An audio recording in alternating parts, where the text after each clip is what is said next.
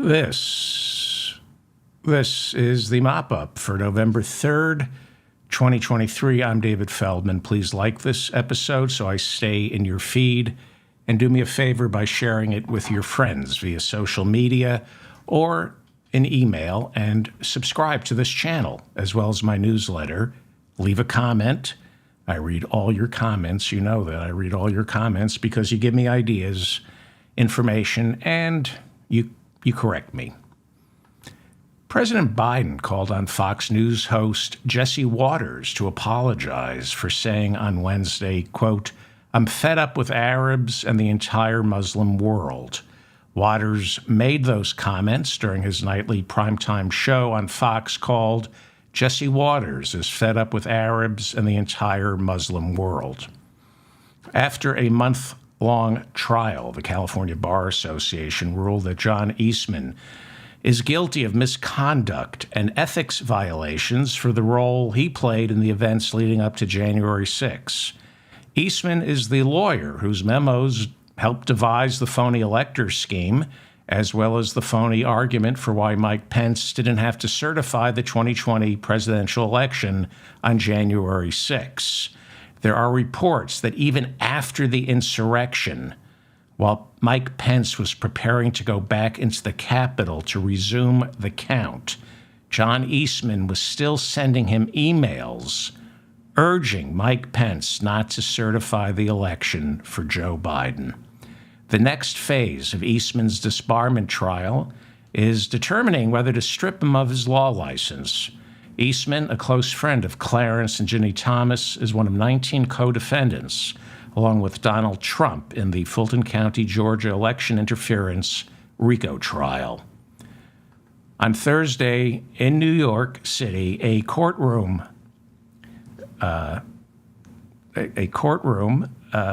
was filled with Donald Trump and Eric Trump. They squared off for a double bill testimony in the blockbuster $250 million fraud trial filed against the Trump Organization. Brother against brother, a story of biblical proportions. It was Cain and Unable. The story of Cain and Unable. The two sons displayed different temperaments while they were on the stand. Don Jr. calmly blamed the Trump Organization's lawyers and accountants for the false numbers on the Trump Organization's financial statements, while a more combative Eric Trump blamed prosecutors for making such a big deal about not telling the truth. Ivanka Trump lost a last-minute appeal late Thursday night and was ordered to appear in this trial. Meanwhile, she's asked the judge to postpone her testimony because prosecutors want her to show up in the middle of a school week, and that would create what she called an undue hardship. By the way, growing up, undue hardship is also what Ivanka felt every time she sat on her father's lap. Hey, Ivanka, why don't you bring the kids to court with you? Have them go over Grandpa's books, and this way they can take a crash course in fuzzy math. Do you know 1 and 1 is sometimes 2, but often it can be 4 billion. Ivanka's children love Grandpa's bedtime stories like Goldilocks and the 3 Billion Bears, and of course, 1 fish, 2 fish, 300 million fish. Some people say possibly triple that, maybe even as many as 2 billion fish, because these are the Mona Lisas of fish. Is it my imagination, or is Ivanka starting to look like a blow-up doll designed in Thailand by a 70-year-old asexual virgin? Jesus. Since the appeals court ruled she must appear, Ivanka Trump is scheduled to testify next Wednesday, and we're going to learn that when it comes to business acumen, she's just like her dad, lacking. Donald Trump Sr. is scheduled to testify Tuesday. Ivanka is scheduled the next day, so Donald is opening for Ivanka as opposed to Donald's fantasy, Ivanka opening for him.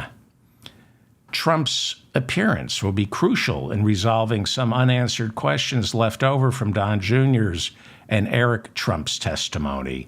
The most pressing question left unanswered being, how is it possible that Don Jr. and Eric could be this financially illiterate? I think when we hear Donald Trump testify next week, we'll go, oh, okay, I get it. Okay.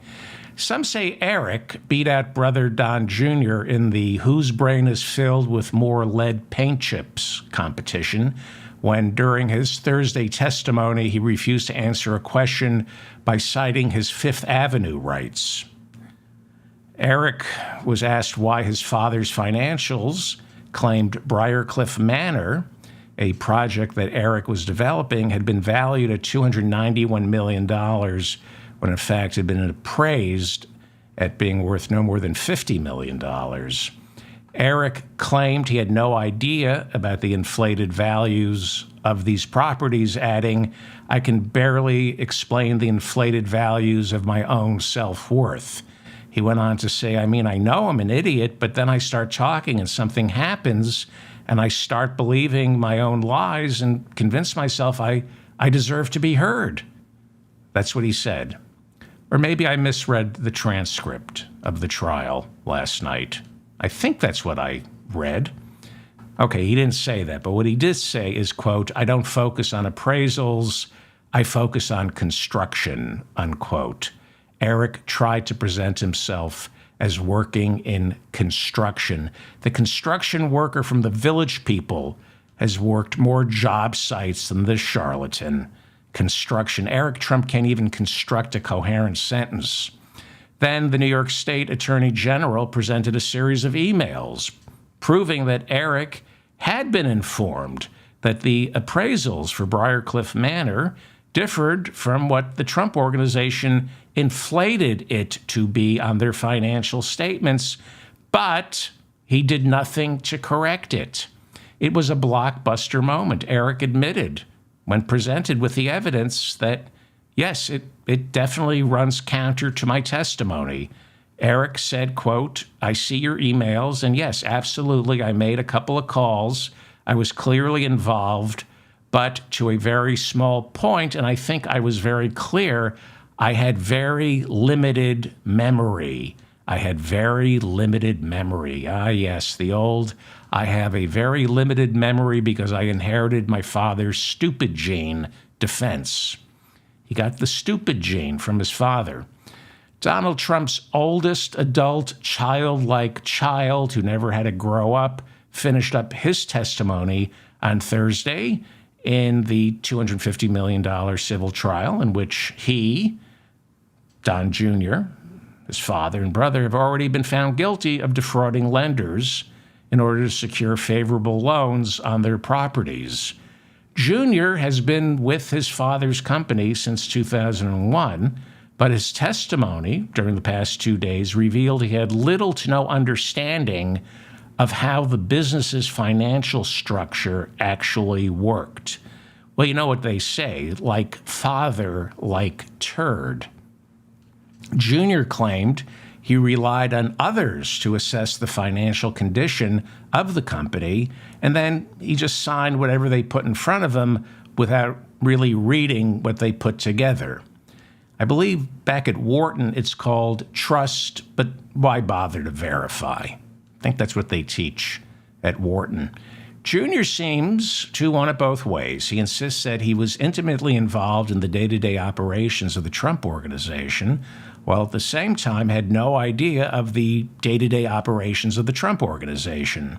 So basically, Don Jr.'s a big picture guy if the big picture has been hung facing the wall.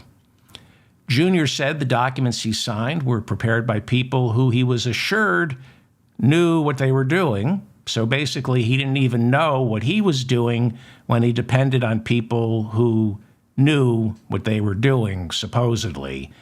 Putting the deals together, understanding the intricacies of the deals, not his expertise. That's not his role in the Trump Organization.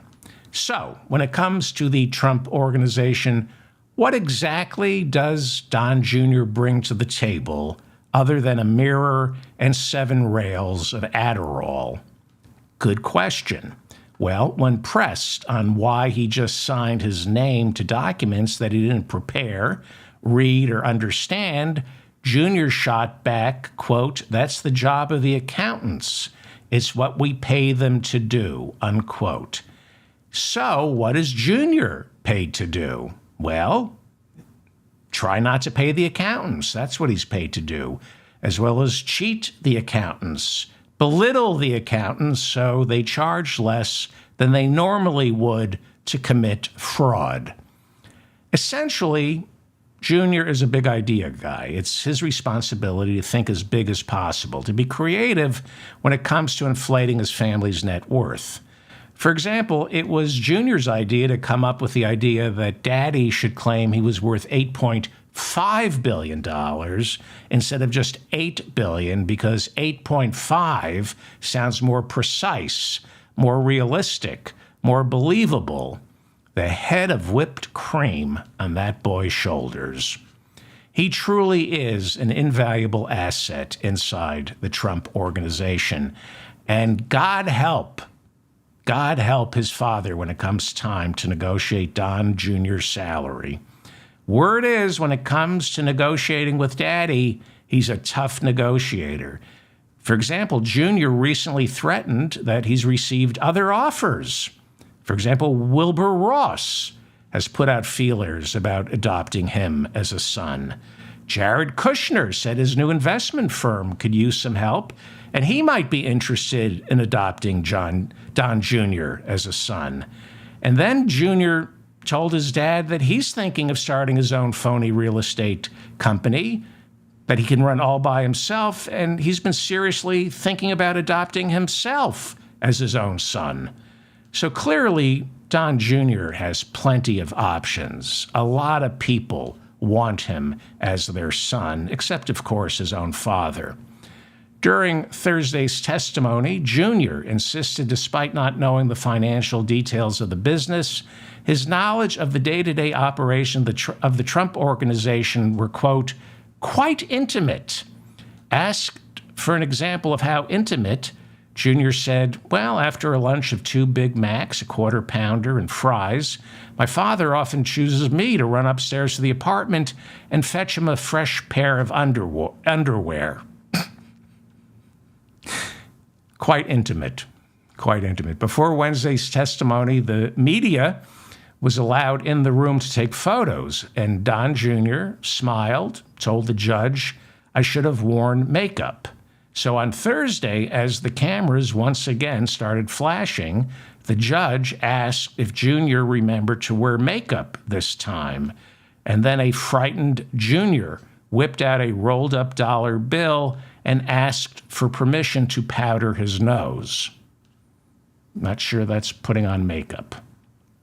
Prosecutors asked Donald Trump Jr. if he ever worried that he was putting his signature on documents that were illegal, which they were. They were fraudulent. But Don Jr. said he had no idea they were fraudulent. It wasn't his job to determine if they were fraudulent. It was his job to put his name on the documents to assure lenders that he had reviewed the documents personally, and as executive vice president of the Trump Organization has certified with said signature under the penalty of law that everything in these documents was not fraudulent. But even if he has no idea whether they were fraudulent, which they most certainly were, we all know he knew they were fraudulent. That's why he never bothered to read them. He would say to the accountants, I trust you. I know these are fraudulent. I don't need to check your work. I know you committed fraud. I'm just going to sign these because we're all on the honor system. We're all on the honor system here. If you say you committed fraud, I'm going to take you at your word. On Thursday, Jr. testified once again that he had absolutely no knowledge of what was inside these financial documents that he put his name to. Asked if he worried about signing documents that were fraudulent, he said he relied on his father's legal department to assure him the documents were okay to sign. His father's legal department. And as we all know, Donald Trump Sr. only surrounds himself with nothing but the most sober of legal authorities like Michael Cohen, Roy Cohen, or Rudy Giuliani, who told Junior either your signature or your brains are going to be all over this document, so what's it going to be? Now sign it. Legal department, like the Trump organization has they have an illegal department. Donald Trump Sr. shops for lawyers like Don Jr. shops for doctors. Eventually, you'll find one who gives you precisely what you asked for. We learned on Thursday that when he was elected president, Donald Trump Sr. put Jr. in charge of a revocable trust that contained Don Sr.'s entire fortune, all $12 worth. During the 4 years of his father's presidency, it fell upon Don Jr. to put his name to Sr.'s financial documents and attest, under penalty of law, that every lie, every half-truth, misstatement of fact, overinflation of worthless properties, brigadoon-like licensing deals, imaginary franchise fees, and totally concocted streams of income were, under the penalty of law, as actual and real as the caps on Don Jr.'s teeth. How could Jr. not know these documents were falsified? Mar-a-Lago is not worth $500 million, Don Jr. It's as clear as the white powder on the nose on your face. On Thursday, the attorney for the prosecution asked again to make sure she was getting all this straight. She said, "So, you're telling us that during each year of your father's presidency, you signed his financial disclosures, assuring the world that everything in there was true, but you never bothered to read them and you had no idea what was inside, but you signed them anyway." Junior nodded his head and said yes. Then the attorney asked, "Okay, in 2017? Don Jr. said yes. The attorney asked, 2018? And an impatient, petulant Don Jr. responded, there was no need to ask about each year. Quote, rinse and repeat. Rinse and repeat. I think we can save each other a lot of time and effort. Yes, it would be the same answer to your question. Rinse and repeat, you arrogant, talentless, unoriginal prick. I think we could save each other a lot of time and effort if we don't read the documents or try to understand what's in them. Just sign them. Rinse and repeat, rinse and repeat. I think we could all just save a lot of time and effort if instead of trying to make it on my own, I just go to work for my father straight out of college and never have to worry about where my next meal is coming from. Just save a lot of time, rinse and repeat. This is what tax cuts for the rich leaves us with. Morons, arrogant morons like Donald Trump Jr. Republican policy is, let's get rid of the inheritance tax. Rich people should be able to leave all their wealth to their children. But this is what you end up with. Donald Trump Jr., to the manor born with absolutely no manners. Don Jr. is every child of wealthy parents who ends up going into the family business. However, to Donald Trump Jr.'s credit, unlike other heirs, he did not wreck the family business because there was nothing left to wreck. Don Sr. destroyed it before Jr. even arrived on the crime scene. The truth about Donald Trump Sr. is Fred Trump, his father, gave Don Donald Trump the business, along with $250 million. And Donald Trump drove that business into bankruptcy not once, not twice, 6 times. And then he dissipated the entire $250 million fortune that was left to him. The truth about Donald Trump is, had he not tried to do business, had he left the $250 million he inherited, if he just left it alone, put half of it in an index fund that mimics the stock market, and then divided the other half buying bonds, cash, maybe some real estate, and then didn't touch it, over the decades, he'd really be worth several billion dollars. Donald Trump Sr. wanted to be a big shot. He wanted to prove Fred Trump wrong. He wanted to show him, no, I'm not an idiot, Daddy. So he let his entire inheritance and the business ride on his ego. He ended up losing it all 6 times. What keeps Donald Trump going is he was blessed with a deep and severe kind of mental illness that refuses to be tempered by its own pathology. He's one of those rare sociopaths gifted with a generalized anxiety that fuels his delusions of grandeur and keeps him chugging along, grasping and stealing while lying to himself and others. He is blessed in that way. Donald Trump was put on this planet to exhaust everything and everyone. His friends, his relatives, his tangible assets. But his mental illness makes it impossible for him to exhaust himself.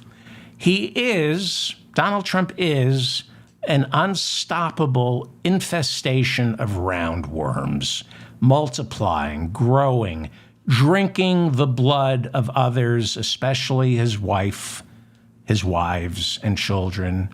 And he only ceases to exist when there's nobody else left to feast upon. So Junior was asked about a financial statement that he signed, falsely claiming that his daddy's triplex inside Trump Tower was worth more than $300 million. Once again, Junior said, I never read the document. When he was asked about an email from Forbes magazine asking him to verify the value of his daddy's triplex so they could prepare their annual list of the 400 richest, Junior petulantly answered, it's not worth my time to respond to a series of questions from Forbes magazine. It's not worth Don Jr.'s time to talk to Forbes magazine, the same magazine his father handed out instead of his financial statements to lenders as proof that he could afford to buy the Buffalo Bills. He said, you don't need to see my tax returns. Look, I'm in Forbes. Don Jr. said Thursday, I don't have time to answer questions from Forbes. Apparently, if you're Donald Trump Jr., trying to sign your name on documents you've never read can be rather time-consuming. I don't have time. Judge Engoron announced a break for lunch, and as Don Jr. hopped off the stand, he reportedly walked past a courtroom sketch artist and said, quote, make me look sexy. There he goes again, ordering someone to commit fraud. And that was it. Lawyers for Donald Trump Jr. said they saw no need to cross-examine the witness since, like everyone in the room, they were sick of the sound of his voice. You know, the Supreme Court says corporations are people. And after Don Jr.'s testimony, I think they're right. Donald Trump Jr., just like the Trump Organization, is a complete fraud. I can't tell the difference. I can't tell the difference. And then, as I said earlier, it was time for baby brother Eric to take the stand after the bailiff spent 45 minutes trying to figure out how to adjust the booster seat.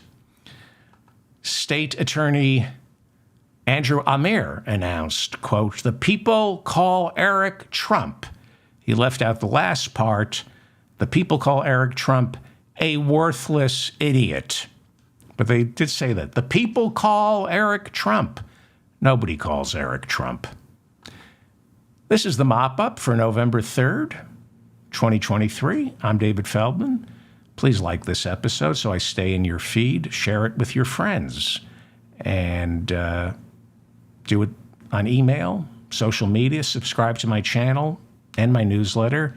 Leave a comment. I read all your comments because you give me ideas, information, and you correct me. And now I'm going to take a sip of water.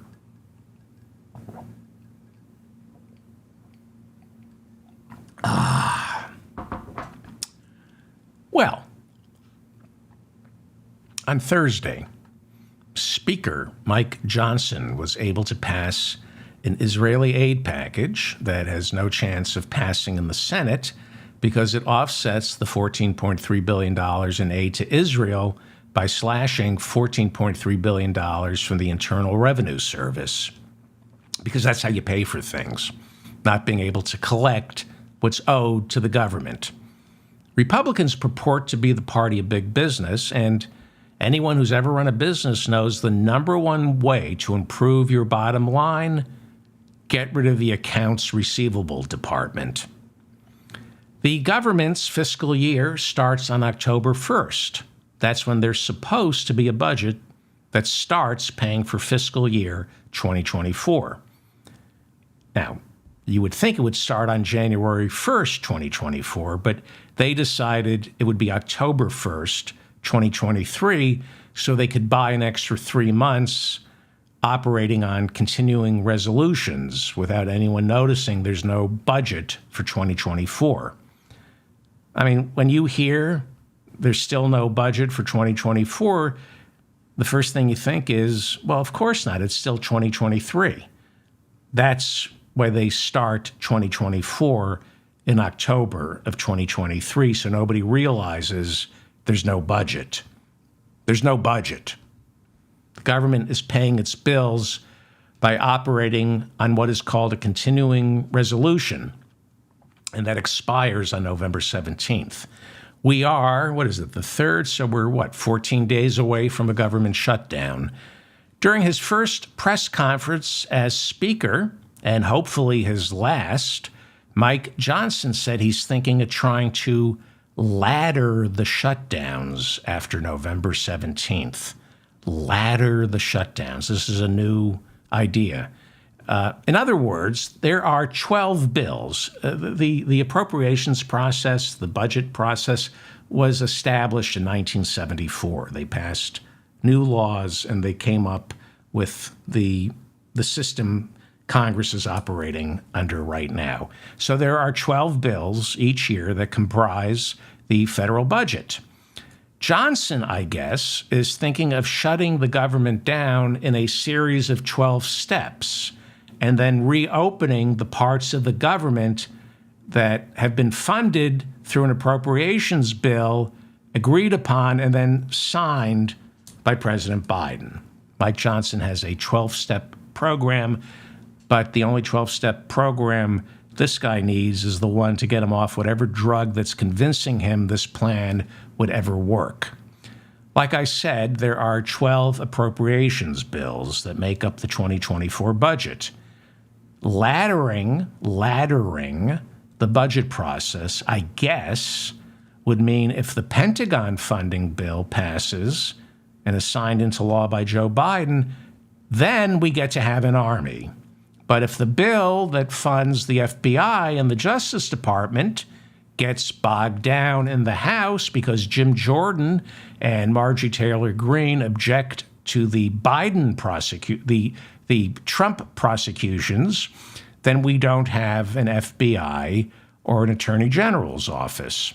So this is really a demonic plan to destroy the administrative state. No doubt this has been hatched by the Heritage Foundation's Plan 2025.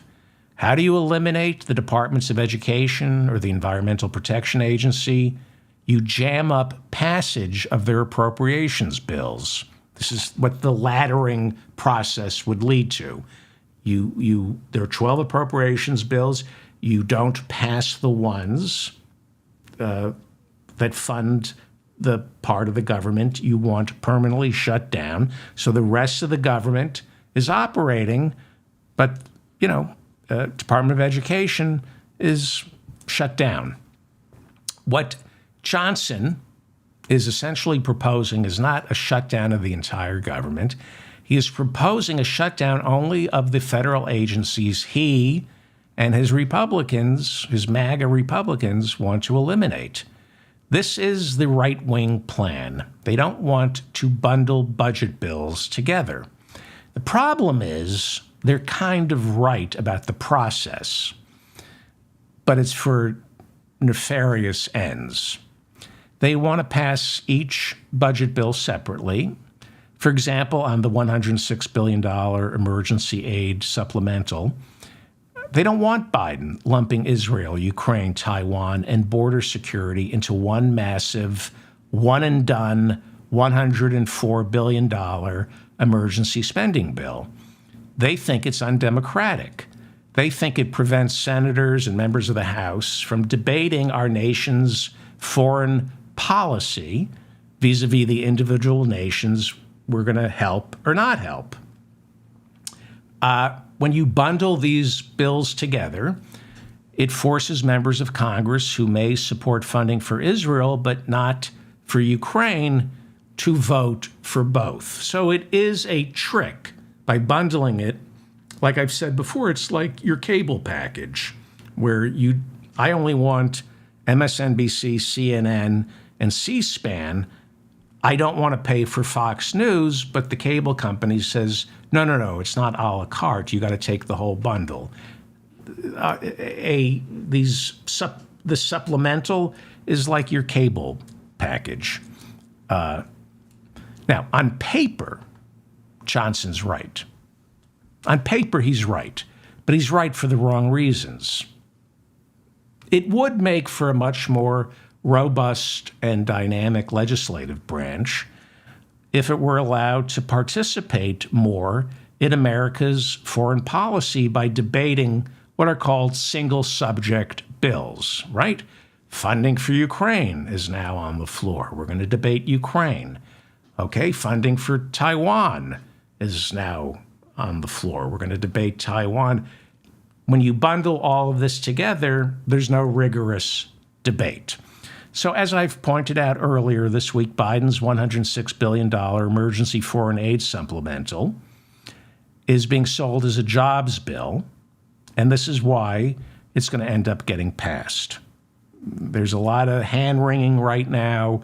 Oh, are the MAGA Republicans going to beat Biden and tank the $106 billion emergency foreign aid bill?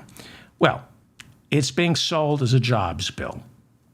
McConnell is saying that. He's the Republican minority leader in the Senate.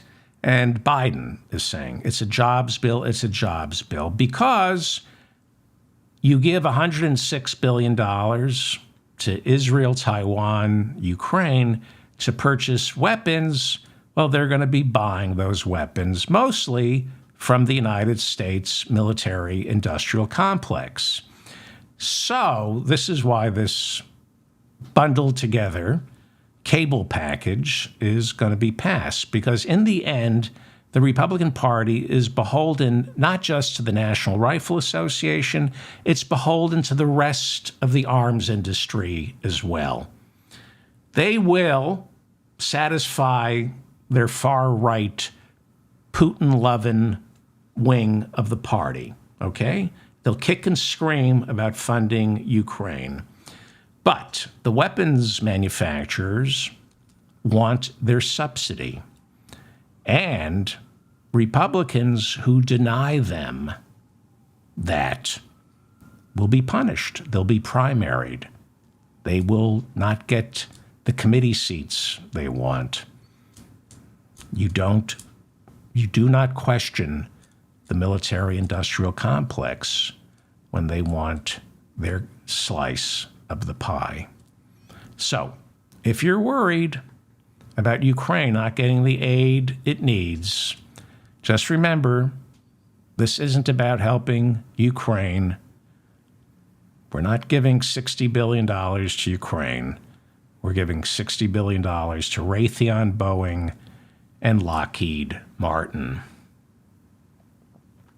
The Associated Press reports that before running for public office, Speaker Mike Johnson was dean of a Baptist law school that promised to unashamedly embrace a biblical worldview.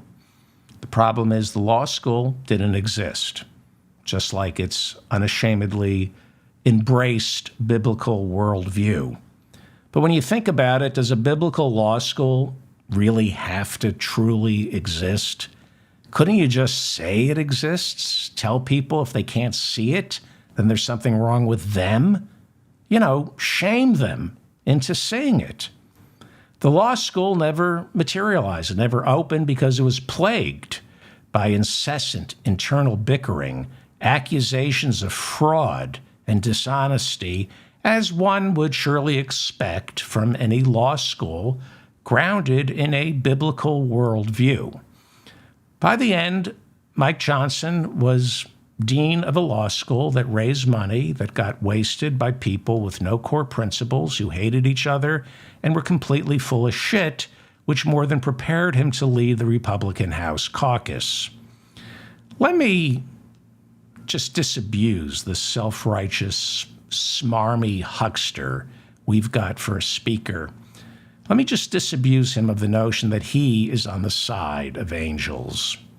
Anyone who forces a teenager to carry her uncle's child to term, who has put into writing why he thinks homosexuality should be criminalized, wants to cut food stamps and Medicaid and close the border to migrants, while at the same time insists the solution to school shootings is more guns.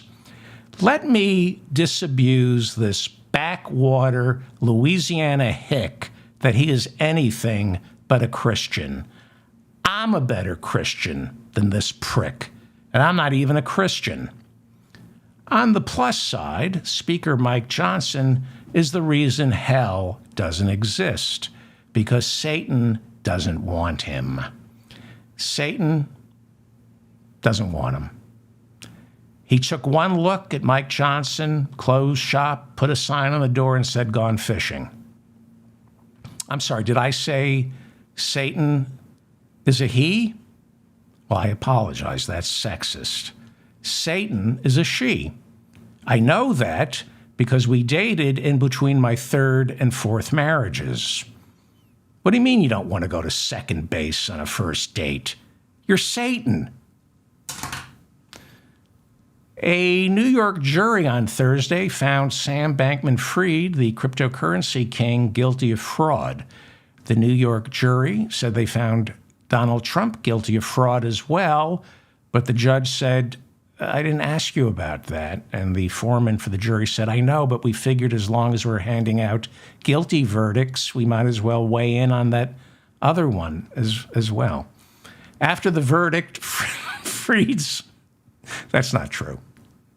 After the verdict, Sam Bankman-Fried's combative defense attorney, Mark Cohen, stood behind a bank of microphones and said his client is innocent. This is a miscarriage of justice, and I will continue to fight to prove it until Fried can no longer afford my bills. Fried is likely to be sentenced to 110 years in prison, but because he's white and his parents are rich, he'll do maybe 16 months and then get pardoned the day after Joe Biden is reelected. That's usually how these things play out. The FBI raided the home of New York City Mayor Eric Adams' top fundraiser, looking for evidence that the mayor broke campaign finance laws 2 years ago when he accepted illegal campaign contributions from the nation of Turkey. So, the mayor has a problem with foreigners entering our city, but he's okay with their campaign cash coming in. Interesting. If you remember, our mayor this past summer traveled all the way to Mexico to meet with migrants to tell them, don't come here, don't come to New York City. He said, there's no room.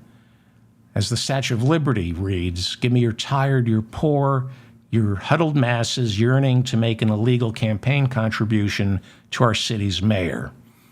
So all you have to do is just donate to his campaign, and then you're welcomed with open arms. But he says there's no room here in New York City. No room. Half the office buildings are empty. All the restaurants, you can get a table at any restaurant. Restaurants are doing horrible business, but there's no room for the migrants. The new speaker, Mike Johnson, is blaming Roe v. Wade for our country not having enough able-bodied workers to increase our tax base to support Social Security, Medicare, and Medicaid. You want to increase our tax base with able-bodied workers? Welcome the migrants who row and wade across the Rio Grande. But there's no room for migrants because too many abortions. Huh? No room for migrants because too many abortions. Millions of jobs go unfilled in America because there's no room, because too many abortions. The messaging is just so satanic and wrong. And for the mayor of New York City, we've got an empty city with no tax base, but there's no room for the migrants. Never learned the multiplier effect? Didn't you ever take an economics class about the multiplier effect? You give a migrant $1 and they spend it like 1,000 times. It multiplies 1,000 times in the city. They buy milk. The people they buy the milk from pay the delivery truck guy who pays for gas, and the gas pays for that's the multiplier effect. You want to rescue New York City? You take the migrants in, you give them a little money to spread around, and you got a booming economy. But, economics 101, the multiplier effect, why bother learning that when you can just be bigoted and xenophobic and get elected trashing the most vulnerable people in the world? I'm David Feldman, reminding you to stay strong and protect the weak. This was a Israel-free, Gaza-free episode. I'm probably going to do catch up on that probably on Saturday. Anyway. Please like this episode. Please share it with your friends. Please subscribe to my channel and my newsletter. Please leave comments. And I know I'm forgetting something. Thank you to everybody in the chat room. Thank you for the mods. Thank you, Bob, for moderating if you're here. And I will see everybody, I hope, November 4th, 2023 at 12:05 a.m. I'm going to try for 12:05 a.m. Thank you for listening to me.